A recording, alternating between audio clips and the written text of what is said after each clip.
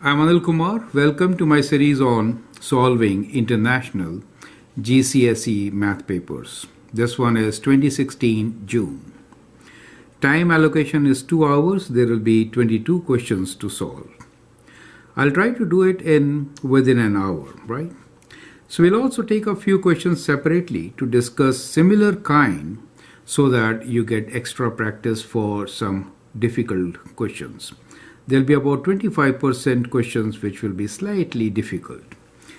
Let's begin with question number 1. Here are first 5 terms of arithmetic sequence 7, 10, 13, 16, 19 and so on. Find an expression for the nth term of the sequence. Well, the nth term of any sequence which is arithmetic is given as a plus n minus 1 times d. Now in this particular case, we know first term a is equal to 7. The common difference d is 3, right? So that is a common difference. So you can place this here and so you get 7 plus n minus 1 times 3. And that gives you 7 plus 3n minus 3, or you could write this as 3n plus 4. So that is how you're going to get the answer. The next question here is solve 8y minus 18 equals to 3 times this. Let's open the bracket. So you get 3y plus 9. Bringing y's together, 8y minus 3y equals to 18 plus 9. Now calculator is allowed in all these questions, so feel free to use calculator, right? To save time, we are going to use calculator in most of the questions. So we get this as 27 and we are going to divide this 27 by 5 to get the value of y. So 27 divided by 5 is equal to, in decimals, 5.4. So you could leave the answer as 27 or 5, or you could write 5.4. Either one of them is okay. I have actually retyped these questions for better clarity and focus. Here is question number 3. In a sale, all normal prices are reduced by 20%. A normal price of television set is 485 euros. Work out sale price of the television set, right? So normal price is 485. So less 20%, right? Less to 20% off 485, right? So this discount is 20% means 0.2, right? So off means times 485. That is what you have to do, correct? So that means we have a discount of, let's write out 485 minus this. So that gives you 485 minus 0.2 times 485, and that gives you an answer of 388, right? So 388 euros. Get 388 euros as the answer. Alternate method to do this was that since there is a discount of 20%, what do you pay? You pay 80%, right? 80%. You pay 80% of 485. So you could also calculate the value as 0.8 times 485. So let's try this value. So we have 0.8 times 485, which gives you 388. So straight away, you could also find this answer as 385. So these are alternate ways of doing it. Part B. In the sale, the normal price of tablet computer is reduced by, so that is the discount, 79 euros. Work out the normal price. So let normal price be X. Right? Let's say X. Then in that case, discounted by 79, that means 20% of X is 79. So that is how you could find X, right? So X is equal to 79 times 100 over 20. So multiplying by basically 5, right? Over 20. Okay. So 79 times 100 divided by 20, which is equal to 395 euros. Clear? So that is how you could do it. Question number 4. Write down the value of P, Q and X in the following figures. So these lines are parallel lines. So let's work with P first. So these are alternate angles. So P should be equal to 63. So we get P equals to 63 degrees. These are internal alternate angles. They are always equal. And in this case, 50, that is vertically opposite, equal to 50. Now this is alternate angle, which should also be equal to Q. And so we have Q as equal to 50 degrees. Since these are opposite angles. You could also say corresponding exterior angles. So we sometimes use the word corresponding exterior angles. Right? So in parallel lines, corresponding exterior angles, we have corresponding interior angles also, Q, and this is corresponding interior angles. Okay, this is 50 degrees, that is also 50 degrees.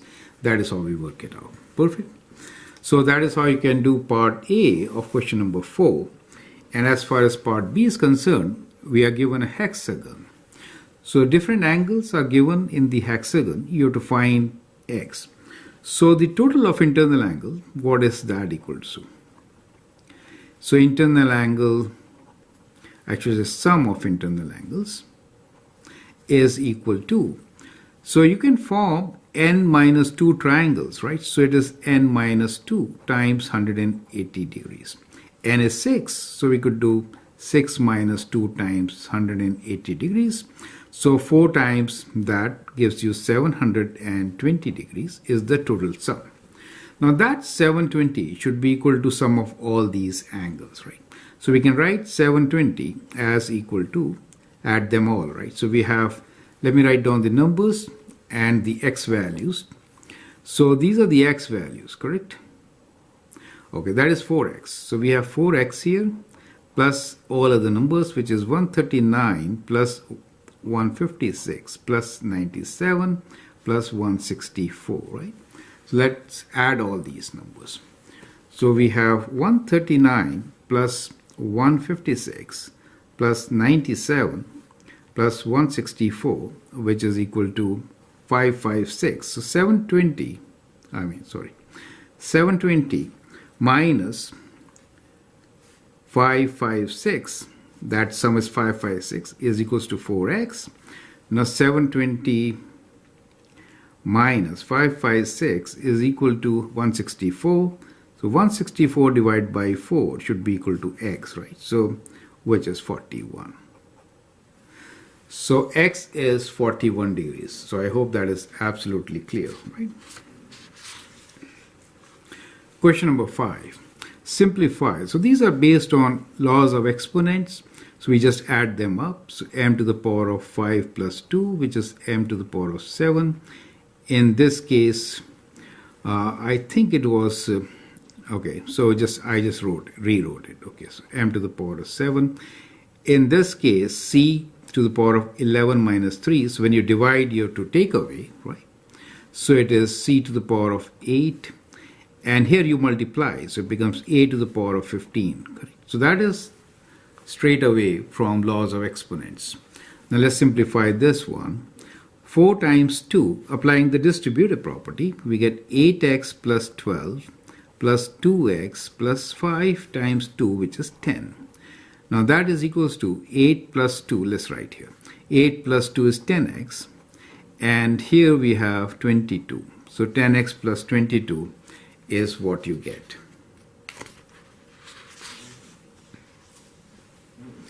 Question number 6.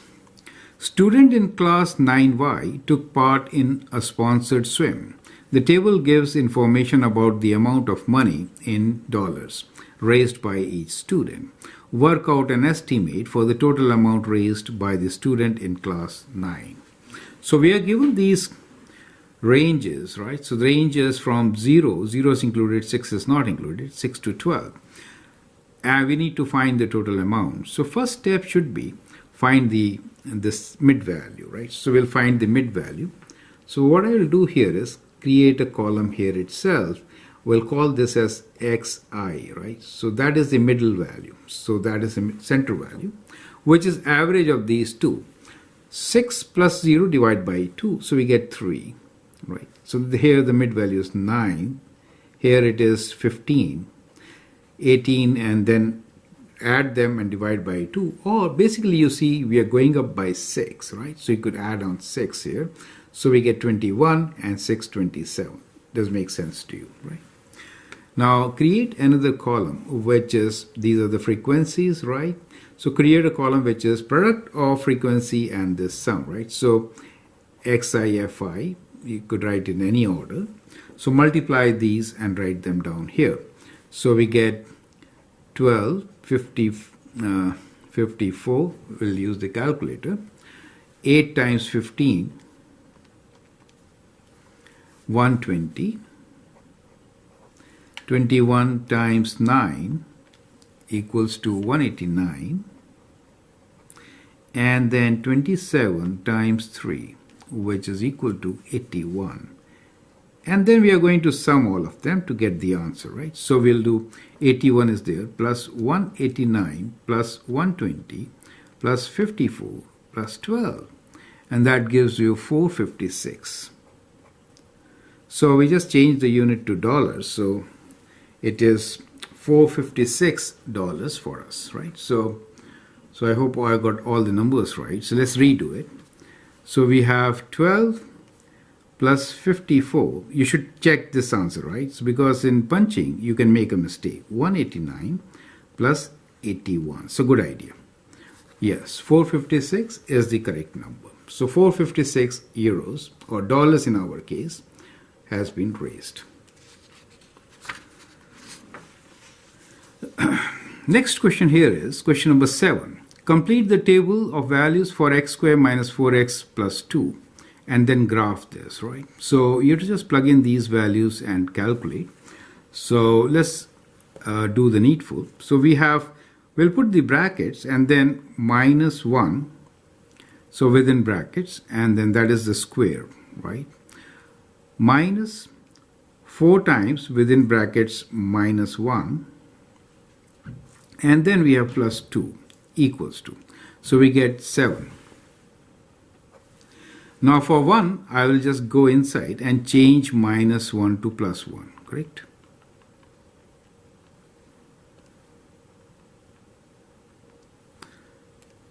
And then equal to gives me minus 1.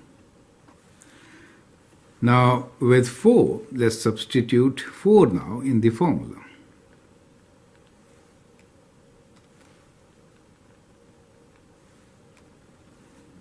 Equals to, it gives me 2. And let's do it with 5 also. 5. Now this is very efficient way of working with calculator. 7. So we get our numbers. You observe that there is kind of a symmetry, which you should get when you're working with quadratic equation, right? So that seems to be the vertex, right? That seems to be the vertex.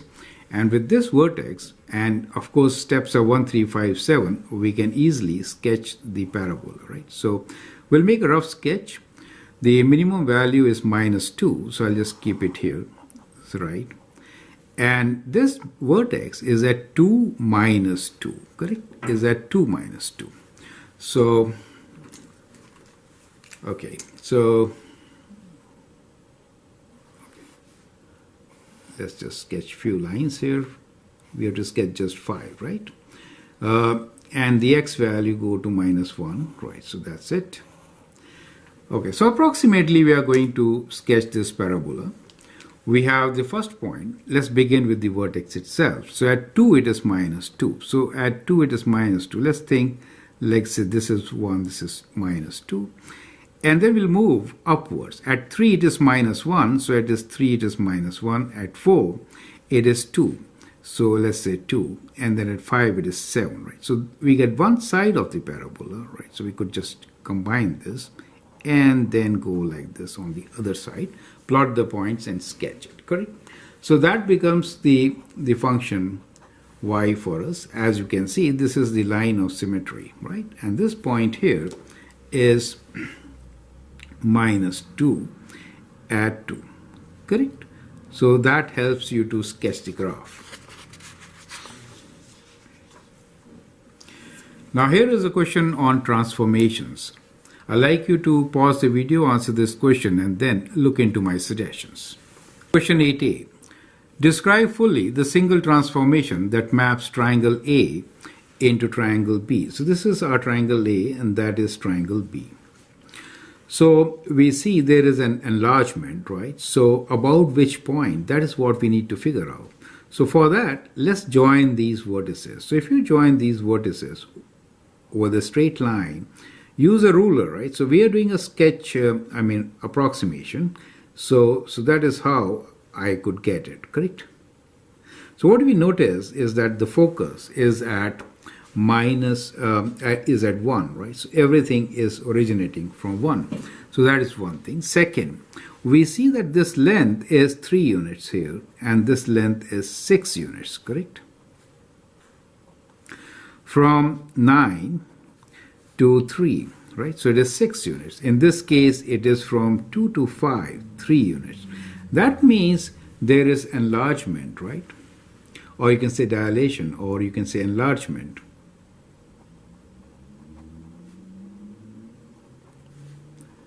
By a factor of 2. And the point of focus is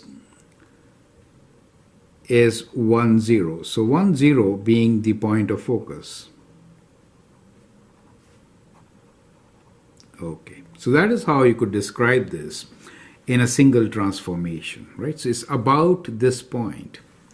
Now the second question is translate A by a factor of 4 minus 3.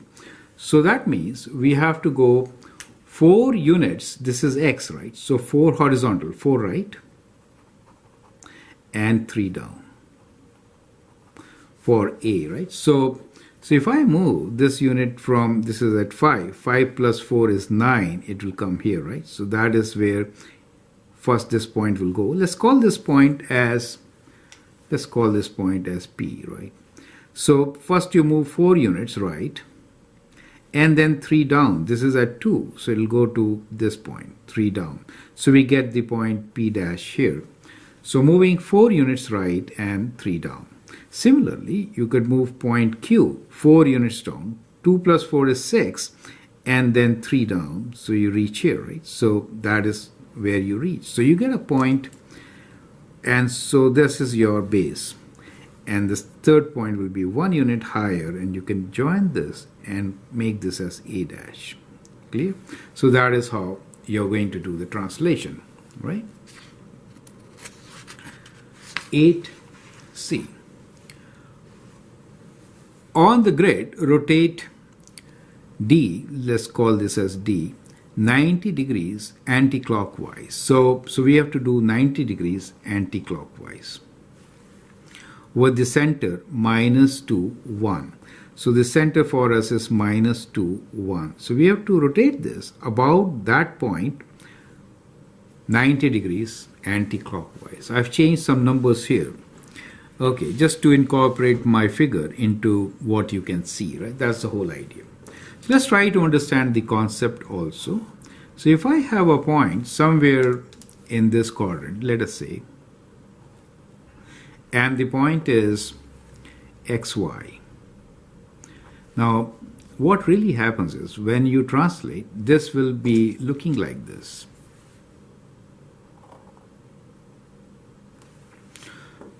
So when you do anti-clockwise, in that case, they swap. So it becomes y and x, and you'll notice this side x value should be negative. So we have minus yx. So that is the translation, right, which takes place when you rotate counterclockwise.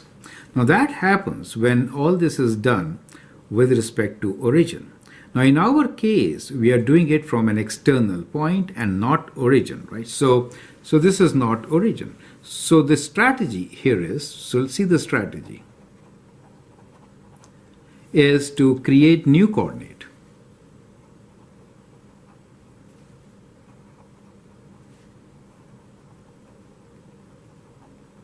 This is very important, where the point becomes the origin.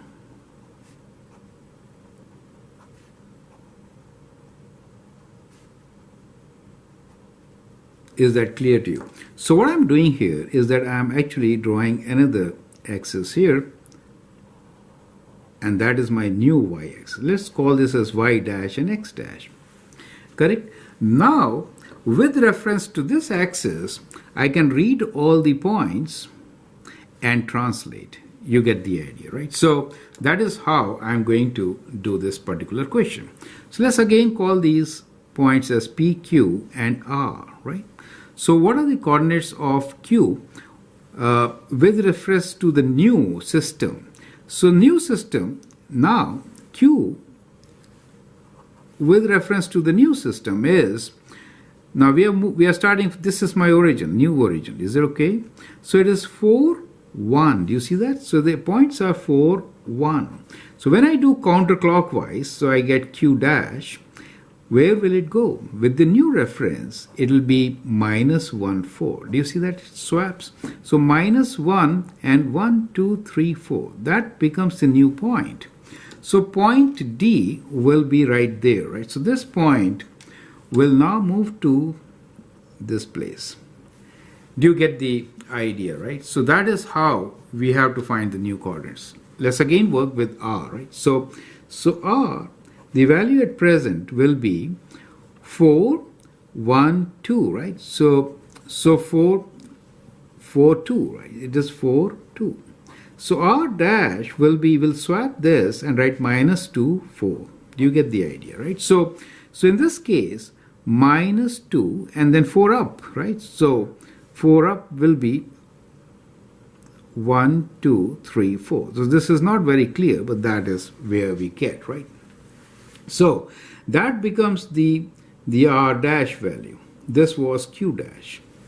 Now let's look into the value P itself, right? So P from the new scale will be, so from 0, 2 to 4 to 6 and 1, 7. And it goes up by 1 unit. So P dash will be minus 1, 7. Okay, so minus 1 and then from here 7 up. So 1, 2, 3, 4, 5, 6, 7. Right, so there it goes, right? So that is where P dash will be. So the new figure will be like this. Do you understand? So that is how it will be. And I hope you understand this strategy. This is excellent strategy to do such questions. And that is how you could show it on your grid. Now let's look into question number 9. Find perimeter of the right triangle ABC. So this is the right triangle. Now perimeter means sum of all the sides. So basically we need to find the hypotenuse. We can use Pythagorean theorem. So hypotenuse square will be equals to 60 square plus 13.5 square, right? Or hypotenuse will be square root of 60 square plus 13.5 square. Let's use the calculator. So square root of 60 square plus 13.5 square is equal to 123.2. So in decimals, I could write this as 61.5. Right. So this is 61.5. And now we can add all the three sides, right? So perimeter P is equals to 61.5 plus 60 plus 13.5, right? everything is in centimeters. So we'll add this. So plus 60 plus 13.5 is equal to 135. So we get perimeter of 135 centimeters. Clear? Question number 10. Now this is again a very interesting question. I'd like you to pause the video, answer this question, and then look into my suggestions. Question number 10. The highest common factor HCF of 140 and x is 20. The lowest common factor LCM of 140 and x is 420. Find the value of x. Now best way to do this is using Venn diagrams. I'll also provide you with the link which gives you the concept behind. So we'll make two circles representing the factors for these two numbers. One number is 140 for us. Let's say this is 140 for us. The other one is x. Now what are we given? We are given that the highest common factor of x and 140 is 20. So this is the common factor 20. This is the first statement, right? Then we are given that lowest common, it should be multiple, typing error, multiple, right? So LCM of these two is 420, right? So that means something has to be here also. Now we can figure out what should be this place. So this number here should be 140 divided by 20, right? So that gives you 7.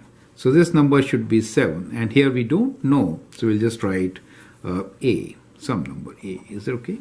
So that is what we have. Now, lowest common multiple is product of all three of them, right? All three of them. It is LCM. So we know in this case, LCM is equal to 7 times 20 times a, right?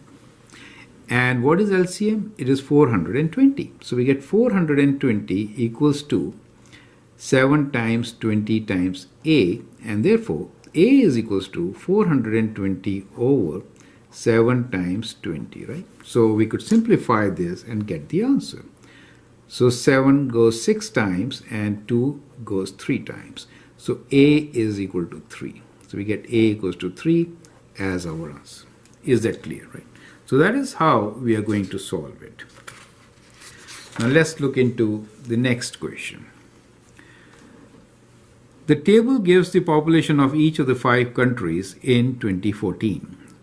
China, India, USA, Ethiopia, Mexico, population being 1.4 into 10 raised to the power 9, India 1.3, 10 raised to the power 9, USA 3.2, 10 to the power of 8, Ethiopia is 9.7, 10 to the power of 7, Mexico 1.2 into 10 to the power of 8.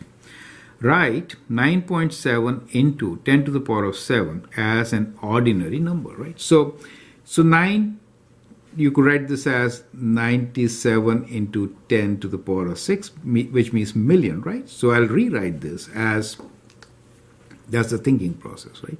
So 97 million. So that becomes the standard way of writing it. B. The population of Russia in 2014 was 140 million. Write it in standard form. That is this form, right? So it is to be written as 1.4 into 10 to the power of how much? So basically, we are putting a decimal here. So how many numbers did we cut off? 1, 2, 3, 4, 5, 6, 7, 8. So it will be 10 to the power of 8. In 2014, how many more people lived in China than USA? Give your answer in standard form. So more people means you have to find difference, right? So basically, we have 1.4 into 10 to the power of 9, take away 3.2 into 10 to the power of 8. So what you could do here is, you could take 10 to the power of 8 as common, right? So we have 1.4 times 10, which is 14. Okay, so let's rewrite this as 14 minus 3.2 into 10 to the power of 8. That makes sense, right? Now, 14 minus 3.2, so that means we get you have to borrow 1, so you get 10.8 into 10 to the power of 8, correct? That is what you get, right? So we have to write it in standard form. We have to write it in standard form. So we'll write this as equal to 1.08 into 10 to the power of 9. Does make sense, right? So that is how, because we have to write a number less than 10, right? So give your answer in standard form. So that is how we are going to write. Next number here is, in 2014, the population of India was k times the population of Mexico. So that is multiplication and division. Write k to the nearest whole number. So we're talking about ratio. In 2014, population of India was k times population of Mexico. That means k is equal to ratio of India divided by Mexico, which is 1.3 into 10 to the power of 9 over 1.2 into 10 to the power of 8, correct? So let's divide 1.3 by 1.2. 1.3 divided by 1.2 is equal to, in decimals, 1.0833, right? So that gives you 1.083 recurring times 10, right? So that gives you 10.83 recurring. Rounding, we get this as 11, right? So 11 times. So our answer here is k equals to 11, since we have to write to the nearest whole number. Is that clear to you? So that is how we are going to solve this question. Have a good look at it. It is based on writing the numbers in the standard form. I hope the concept is absolutely clear. Let's move forward and take question number 12. The diagram shows the triangle ACD. B is a point on AC and E is a point on AD, so that BE is parallel to CD. So these two lines are parallel. AE, A to E is 4 centimeters, A to C is 11.7 centimeters, B to E is 6 centimeters, C to D is 13.5 centimeters as given in the figure. Calculate the length A to B, right? So since these lines are parallel, we have similar triangles, right? So we know that the triangle ABE is similar to triangle ACD. So basically, to solve such questions, we should work out the ratio in which they are, right? So sides are proportional, correct? So when we have to find A to B, then A to B over full length AC should be equal to 6 over 13.5, right?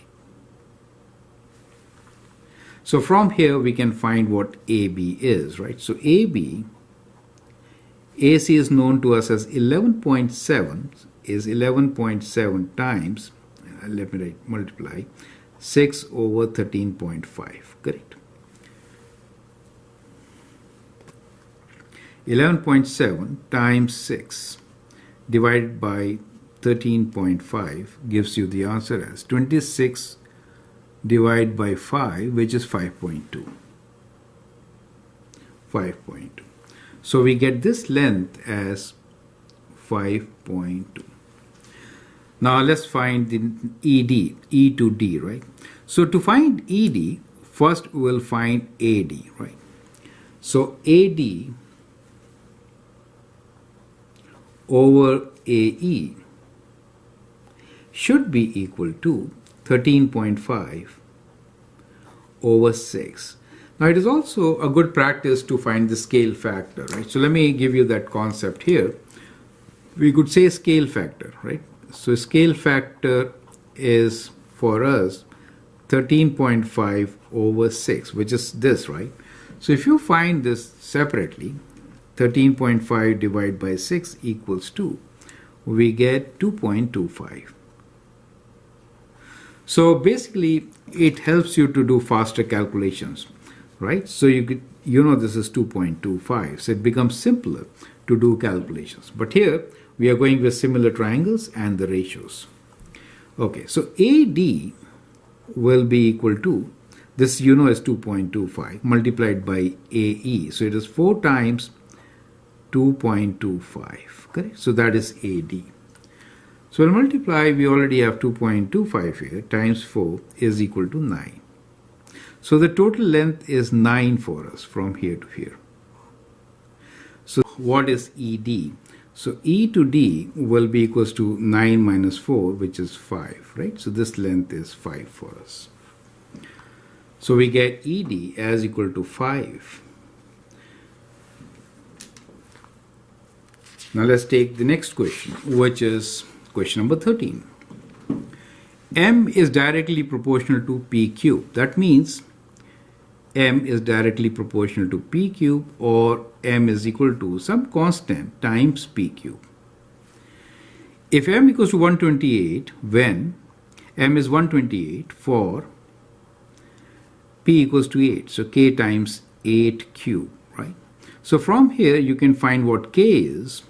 So you get 128 divided by 8 cube equals to K. Just find K.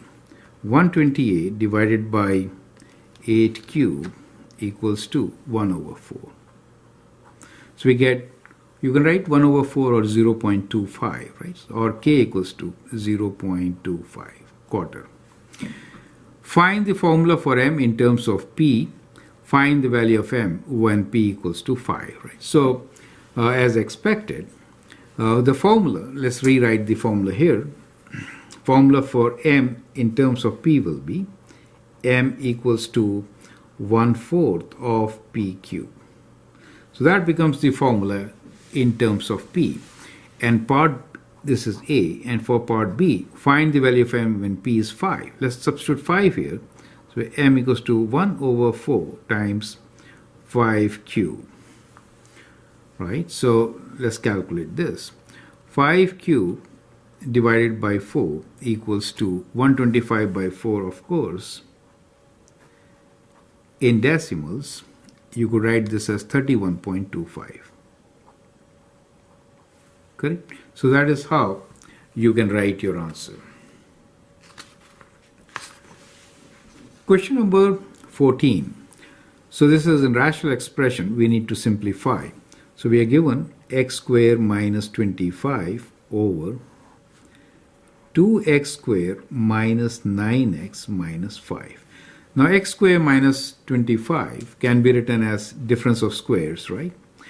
This is 5 square. So I could write the numerator as x plus 5 times x minus 5. Now, let us understand how to factor the denominator, right? So let's do it on the side. So we have 2x square minus 9x minus 5. We are looking for two numbers whose product should be minus 5 times 2, which is minus 10, and the sum should be minus 9.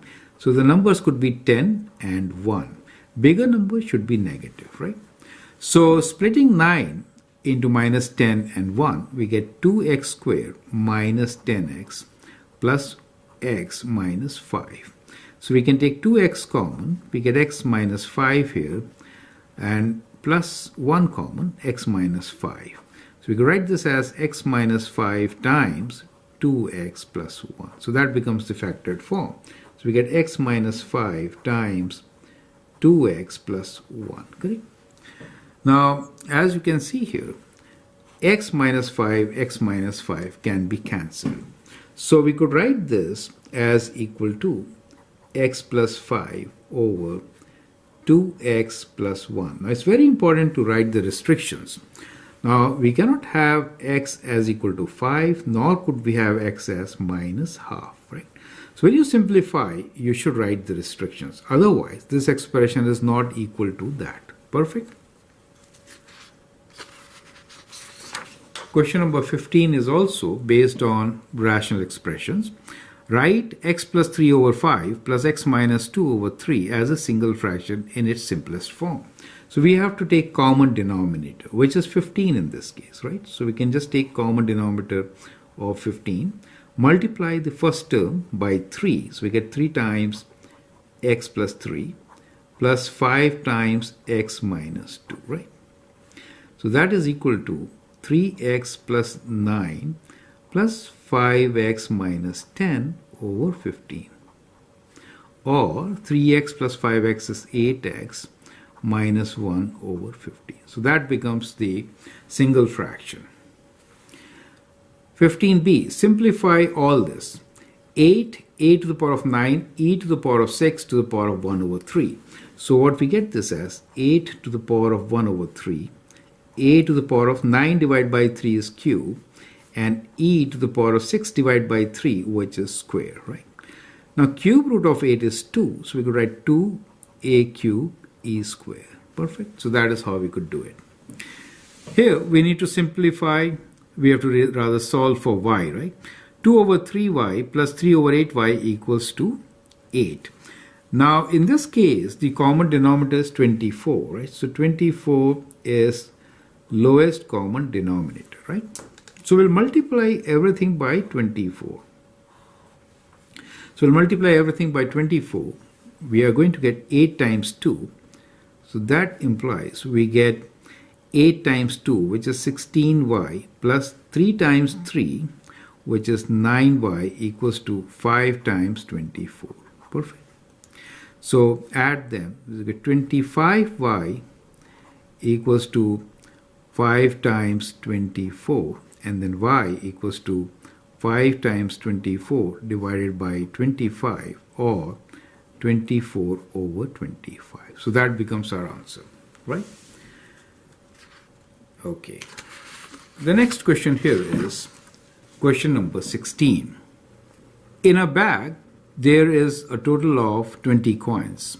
10 coins of 20 cents, 6 coins of 10 cents, 4 coins are 5 cents. Emma takes at random 2 coins from a bag. Draw a probability tree diagram. B is find probability that Emma takes 2 5-cent coins. C. Find probability that the total value of the 2 coins is 20 cents or less. You can pause the video, answer the question, and then look into my suggestions. So let's begin with sketching the tree diagram. The 3 conditions are you could get either a 20-cent coin or a 10 or a 5-cent coin in the first row, right? So let's begin with these 3 options shown as here. So let us say the first one here is with 20-cent coin, right? So this is 20 cents. And this one is for 10 cents and then 5 cents. Since there are 10 coins of 20 cents, the probability will be 10 out of 20, right? So this will be 10 out of 20. 6 coins of 10 cents means 6 out of 20. And here we have 4 coins, so it is 4 out of 20. So that is the first row. Now in the second row, we could again get one of the 3, right? So we have 3 possibilities here. So let's do 1, 2, and 3. And here also we have 1, 2, or 3.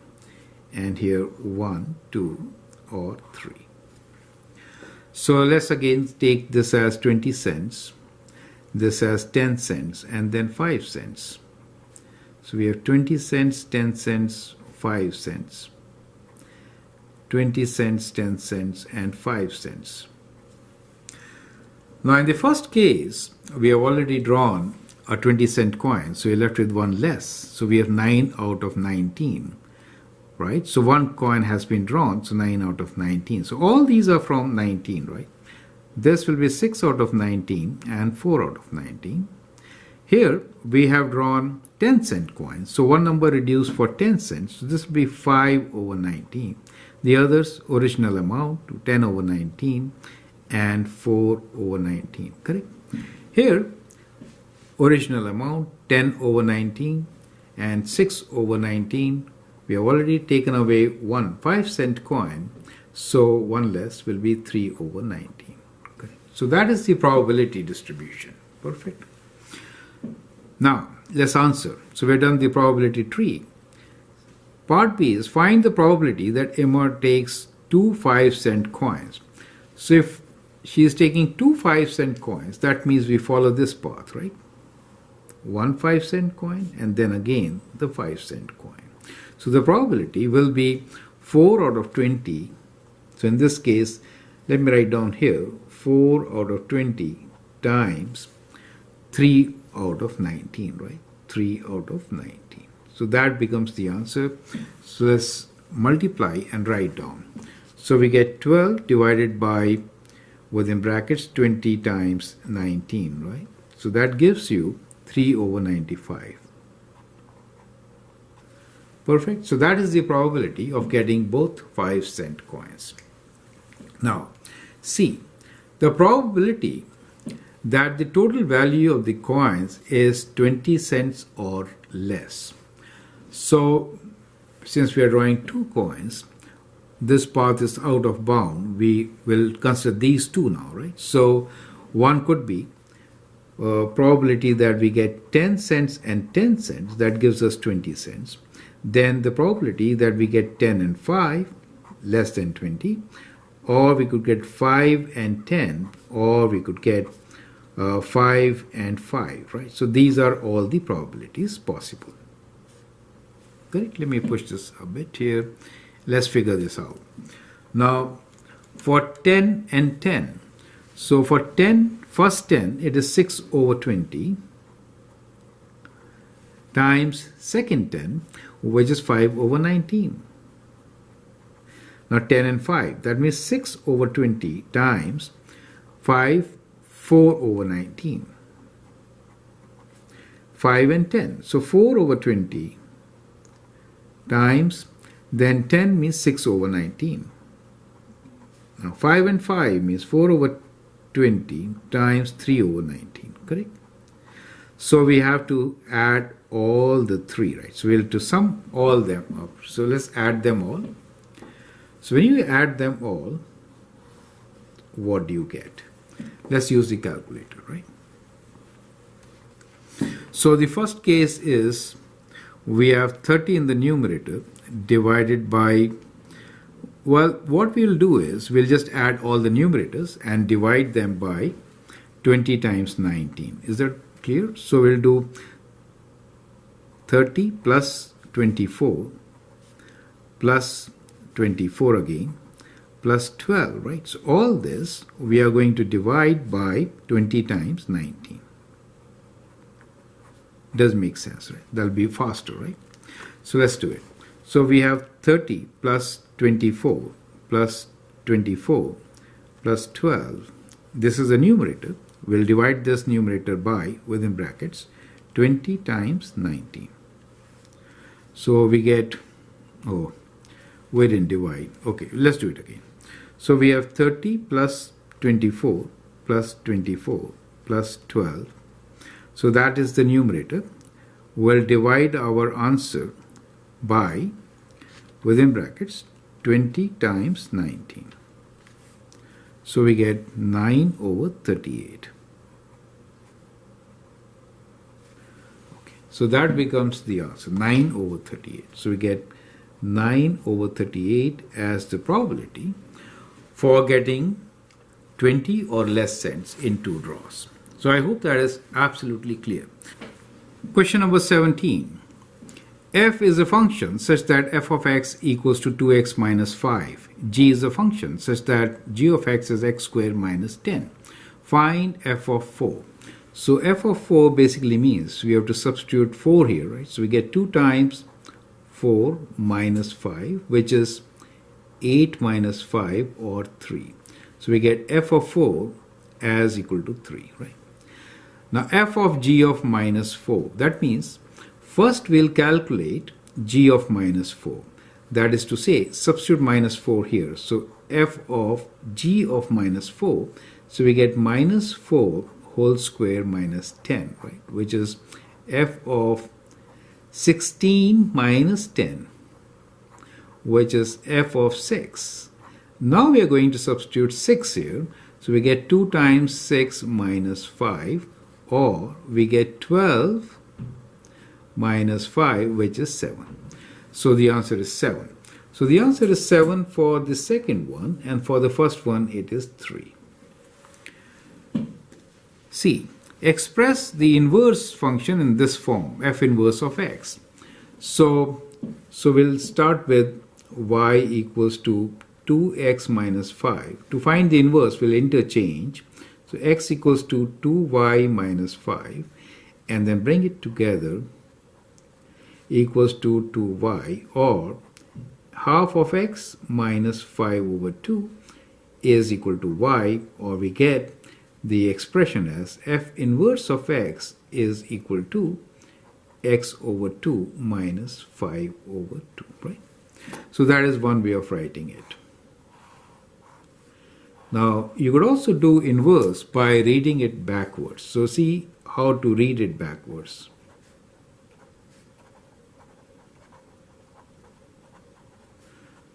To find inverse, we are saying f of x is 2 times x take away 5. So basically the inverse could be written as add, so we did something wrong here, add 5. So when we brought it this side, it should be plus, right? So sorry for that, it should be plus. So when we read it, when we do the reverse operation, we say add 5 divided by 2. So this is x plus 5 divided by 2. So you could read in the reverse direction, add 5 divided by 2. Good, I did it. Otherwise, I would have shared a wrong answer. Well, that is how you could read backwards and get the answer, right? So it should be plus as we corrected just now. Okay, let's move on and take the next question.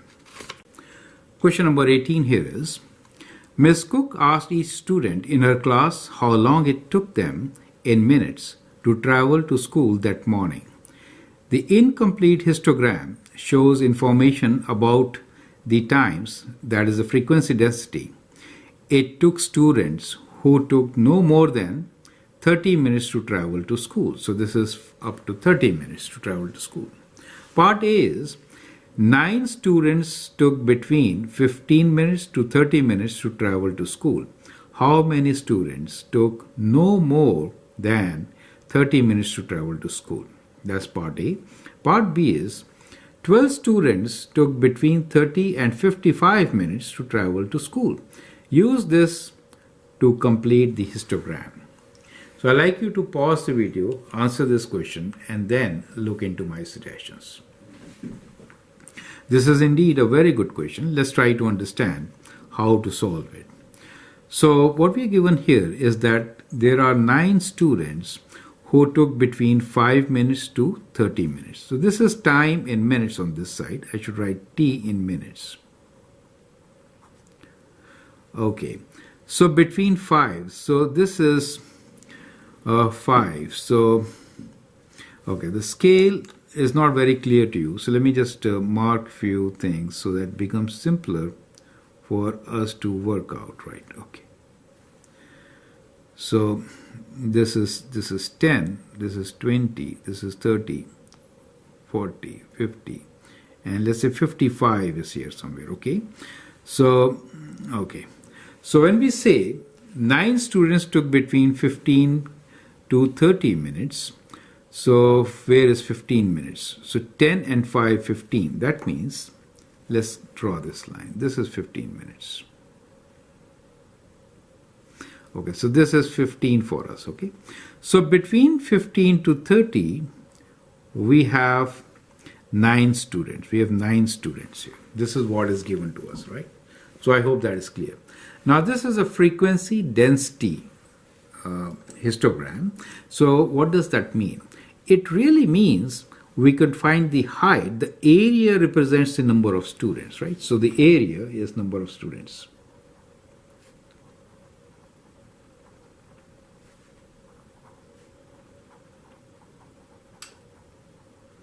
Okay, so in this case, what is this area? Between 15 to 30, this length here is 15, right?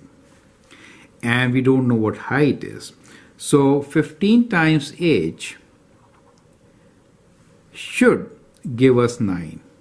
because there are 9 students. So this gives you the height h as 9 divided by 15. So let's figure out what is this. So we have 9 divided by 15 equals to, in decimals, 0.6. So that is 0.6. That is to say that this mark here is 0.6, right? So if you count 1, 2, 3, 4, 5, 6, so that is, each is 0.1, right? So that is 0.6. So the highest here will be 0.8, okay. So that is how it is. So we could scale the probability density side using the given information, right? Now, how many students took no more than 30 minutes? That means we have to find total number of students within this group, right? So, okay, so let's find the number of students in this small group, which is from 10 to 15. Now, in this case, this is 5, right? And the height is 0.8. So the number of students here will be 5 times 0.8, right? So, which is 44.0. So this is 4, correct? Now in this case, it is 0.2. So this is 10. So 0.2 times 10, which is equal to 2, right? So that is 2. And therefore, the total is 2 plus, so we have 2 here, right? So we have 2 here, 4 here, and 9 here. So that is all. So we get 2 plus 4 plus 9, 11 and 4, 15 students. So that is what we get. So in all, we get here 15 students, right? So that is our answer. So 15 for part A. Part B. 12 students took between 30 to 55. So from 30 to 55, let's say this is 55 for us, right? Okay.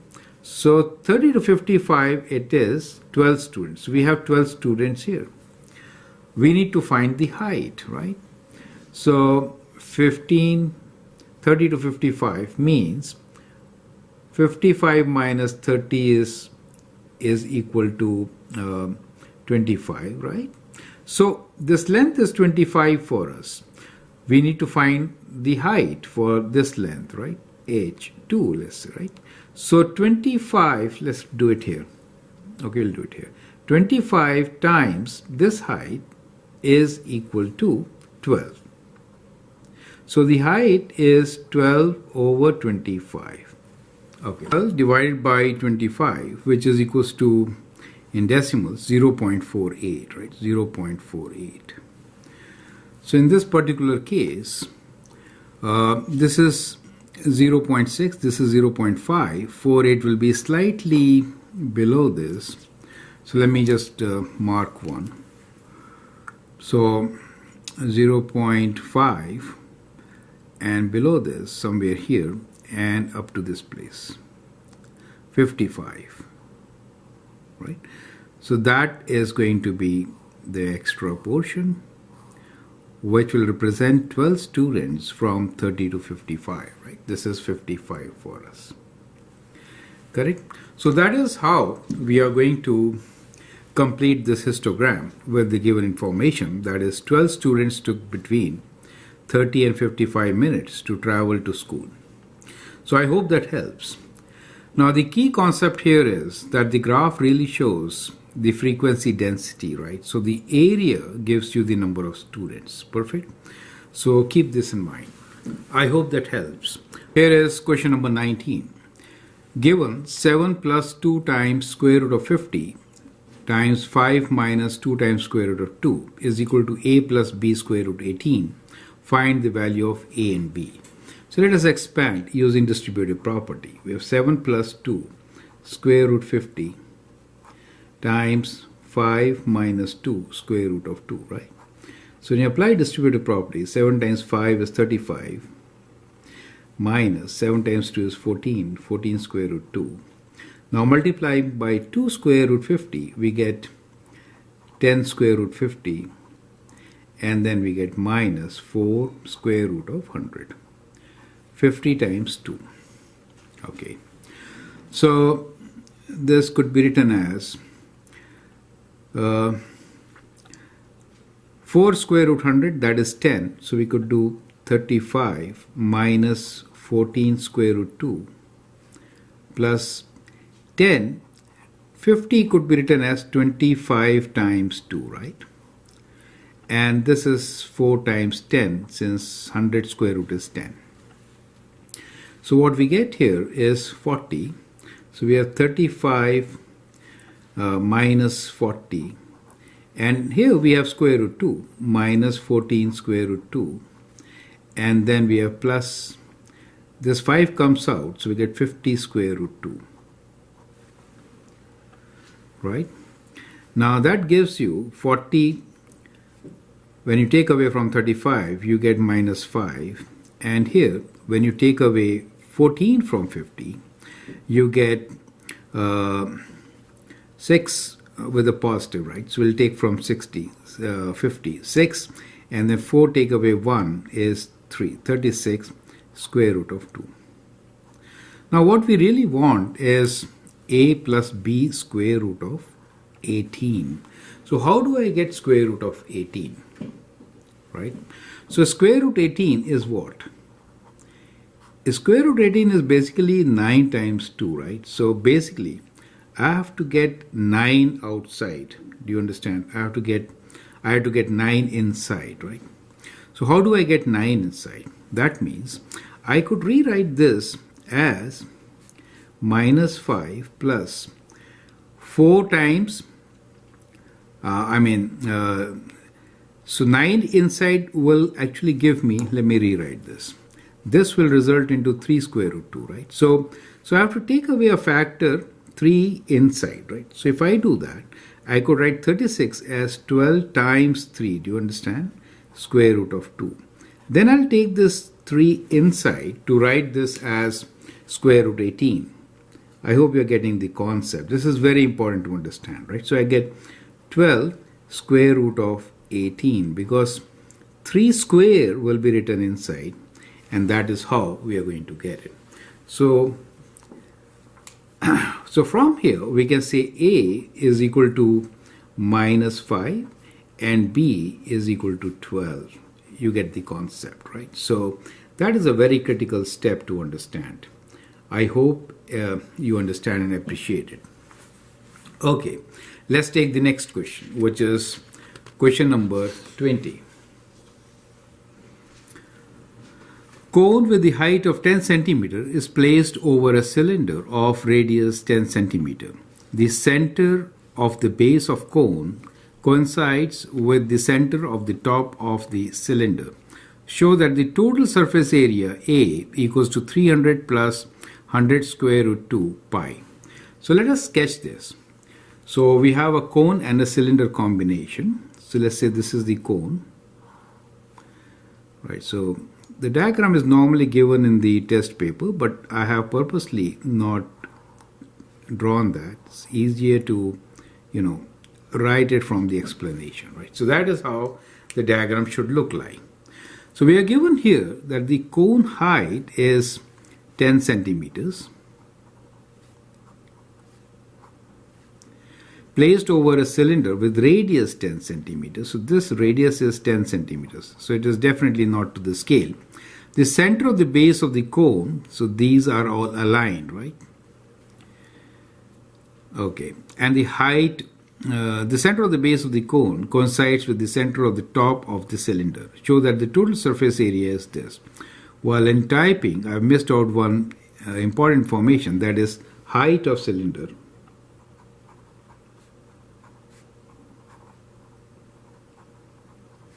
is 10 centimeters, right? So this height is also 10 centimeters, correct? Okay. So that gives you the complete information. We need to now find the surface area, correct? Okay. Now, you already know the formulas for all of them. For the cone, the surface area is pi RL, right? So for the cone, the surface area is pi RL, which is to say L is the lateral. This is your L, right? So if I draw a right triangle here, then we know these two sides are 10 and 10. We need to find the lateral surface, which is this side. So which is L equals to square root of 10 square plus 10 square. Right, which is, you can write 10 square root of 2. Right, that becomes the value of L. Now, surface area of the cone is pi RL, which is pi, radius being 10, and lateral length is 10 square root of 2, which is 100 square root 2 pi. Now, for the cylinder, we have the bottom area, which is this, and the curved area, right? So this one is pi r square, and this is 2 pi r h, right? So we'll combine these two. So surface area for cylinder, we have base pi r square, which for us is pi, radius is 10 square, which is 100 pi, right? And the curve, which is lateral area for the cylinder, which is 2 pi r, which is the circumference times height, is 2 pi r h. So we could write this as 2 pi, radius being 10, height being 10, right? So I forgot to write 10 centimeters as the height, which should be included in this question. So that gives you 200 pi, right? So the total surface area will be, let's add them all. So we get 100 square root 2 pi plus 100 pi plus 200 pi. That is equal to 300 plus 100 square root 2 times pi is a common factor. Is that clear to you, right? Of course, the units will be centimeters square. So that is how you're going to find this. So it's application of your formulas, right? Formulas are always given to you in this test paper. Question number 21 is, each student in a group of 32 was asked the question, do you have a desktop computer, a laptop, or a tablet? Their answers showed that 19 students have a desktop computer, 17 students have laptop, 16 students have a tablet. 9 students have both desktop and laptop, 11 students have both desktop and tablet, and 7 students have both laptop and tablet. Now 5 students have all the three. Questions for you are, first make a Venn diagram, and 21b, the question is, one of the students with both desktop and a laptop is chosen at random. Find the probability that this student also has a tablet. Perfect. You can pause the video, answer the question, and then look into my suggestions. Okay, so we're talking about three things, right? So we'll make 3 circles. So let's begin with making these 3 circles first. Let us say one is desktop. Second, let's make it for laptop. And let's say third one for the tablet. Okay, we'll assume there is an overlap, right? And it is given, all the numbers are given to us, right? So in our sample space, that is what we have. Okay. So whenever you have to fill in the numbers, you have to always write from inside out. So we'll begin with the inside number, which is 5 students have all the 3. So we'll begin from here, right? 5 students, and that is the portion which includes all, correct? Now let's name, let's say this is for desktop, and then let's take this for laptop and this for the tablet. So we'll go upwards. It says 7 students have both laptop and tablet. So common is this portion, 7, 5 plus 2. So we get 2 here. Perfect. Now, 11 students have both desktop and tablet. So desktop and, okay, desktop and tablet means this portion, right? So we need 11 students have both desktop and tablet. So 11 will be 6 plus 5. Okay, so Now let's take the next figure, which is 9 students have both desktop and laptop. So D and L, we have 9 students. So 5 plus 4. Does make sense to you, right? So that is how, if you move, it is much, much simpler. Now 16 students have tablets. So this should be 16 in all, right? So we already have 6 plus 5, 11 and 2, 13. So 3 left, right? Next for us is 17 students have laptop computer. So laptop is 17. So this should be 17, right? So we have 9 plus 2, 11 plus 6 is 17. Correct. The last one here is, let's use a color which is not being utilized so far. Let's say this one, right? 19 students have desktop. So 10 and 5, 15, that means 4 left. So that is how you could complete your Venn diagram. So the idea here is to begin from the one which is most common, right? So that is the beginning point. Perfect. Now let's answer. First question has been answered. We just make a Venn diagram. There it is. One of the students with both desktop and laptop. So we are talking about this portion. One of the students from both desktop and laptop is chosen at random. Find the probability that this student also has tablet. So out of 9, the student has tablet means only 5 could have, right? So this is a group of 9. So it is, the answer is 5 out of 9. Do you see that? So that becomes your probability. So tablet is with 5. 5 is common to all. Perfect. Out of 9, because you're only taking the group which is having both desktop and laptop. Does make sense to you. That is how it could be answered. I hope you understand and appreciate it. I'll also provide you with a link where you can practice with similar questions. The question here is, OMN is a triangle, right? OMN is a triangle. P is the point on OM such that OP is 1/4 of OM. So OP is 1/4 of OM. Q is a midpoint on ON, right? So this is equal. And R is a midpoint on P to N. These are also equal. Okay. OP is P. So OP is the vector P. So that is the vector P, O to P. And OQ is the vector Q, right? Find MN and PR in terms of P and Q. So all these things which are bold are the vectors. So find Mn, that means we need to find what is the vector Mn, and we have to find what is the vector PR in terms of vectors P and Q, where P is OP and Q is OQ. Perfect. So I hope the question is absolutely clear. You can pause the video, answer the question, and then look into my suggestions. Now, what is Mn? Let's figure out what is Mn. So when you're talking about vectors, from M to N, it really means ON minus OM, right? So it is ON take away OM. That is what the vector Mn is, right?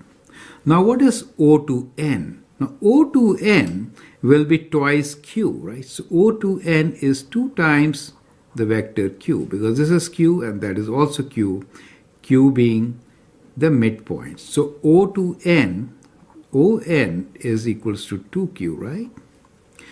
And O to M is equal to, because we are given OP is 1/4 of OM, so O to M will be, since this is 1/4 of OM total length, so O to M will be 4 times, right? So 4 times P, correct?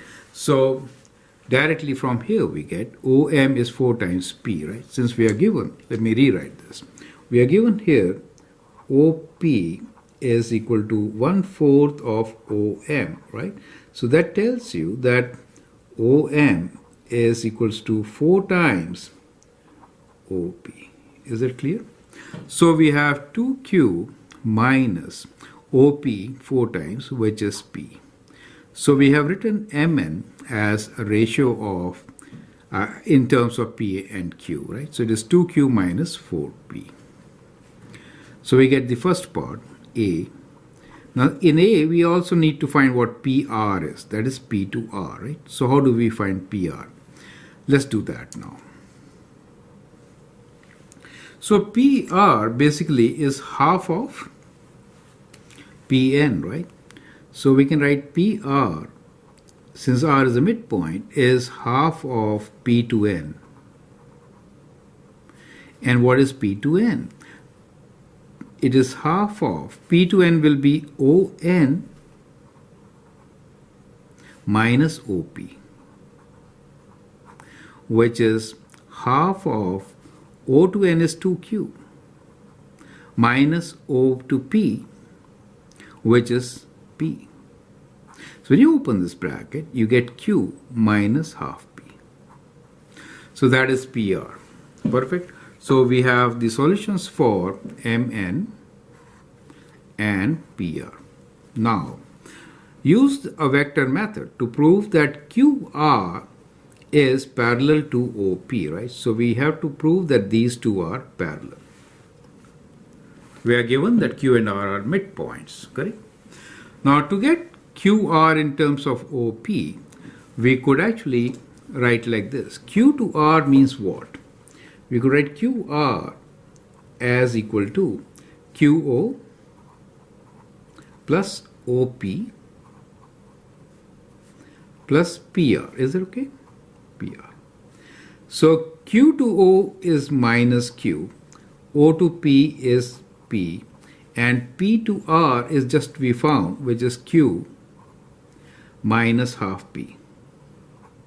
Perfect. So these are your vectors. So from here, minus Q plus Q is a 0 vector, and P minus half P is equals to half P. Since QR is half P, Q to R is half P, they are scalar multiples, right? So this implies that QR is scalar multiple of OP, or you can say vector P. Is it okay? Therefore, they are parallel.